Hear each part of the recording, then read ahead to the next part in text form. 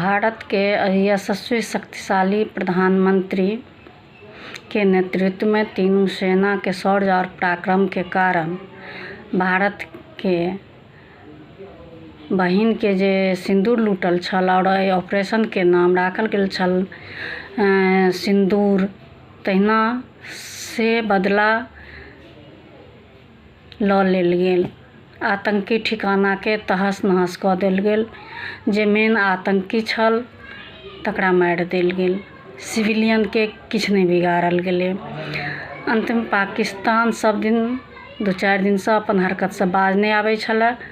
ओ अपन रुतबा देखबऽ चाहै छलै हन, लेकिन कहै छै पेट में खर नहीं सींग में तेल, कते काल चलत। अंत में अमेरिका के रोटी पर पलैया।